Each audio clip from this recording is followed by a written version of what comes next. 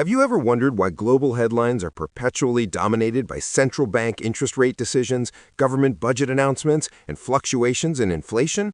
These are not abstract financial maneuvers. They are the visible pulses of macroeconomic policy, the high-stakes endeavor of steering an entire national economy.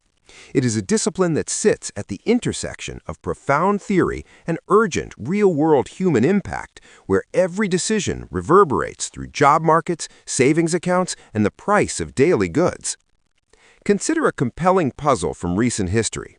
In early 2025, Indonesia recorded a slight deflation of 0.09%, its first annual price decline in a quarter century.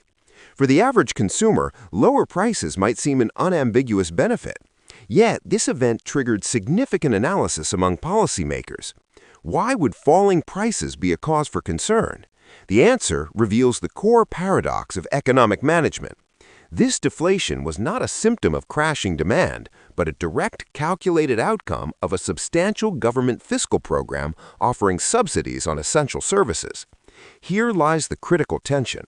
A policy tool deployed successfully to ensure stability, protecting purchasing power, can simultaneously create a new economic scenario, deflation, that carries its own risks of dampening business investment and long-term growth.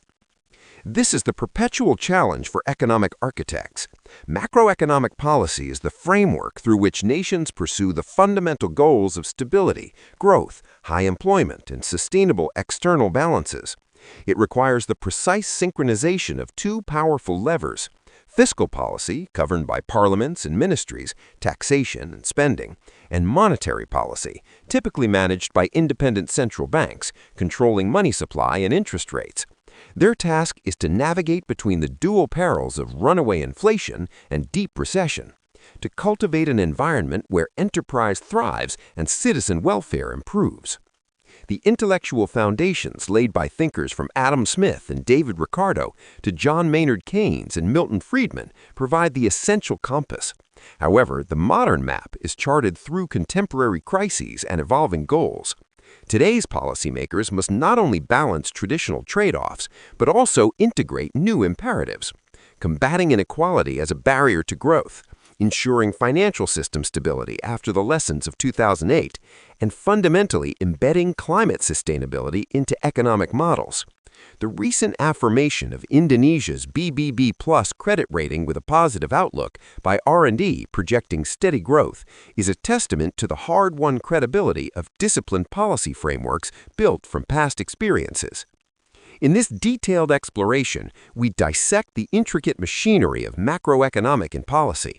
We will define its core objectives, unpack the toolbox of instruments available, and confront the real-world constraints, from global spillovers and political cycles to institutional limits that complicate economic steering. We will also look beyond conventional metrics to examine how modern policy addresses inclusivity and environmental resilience.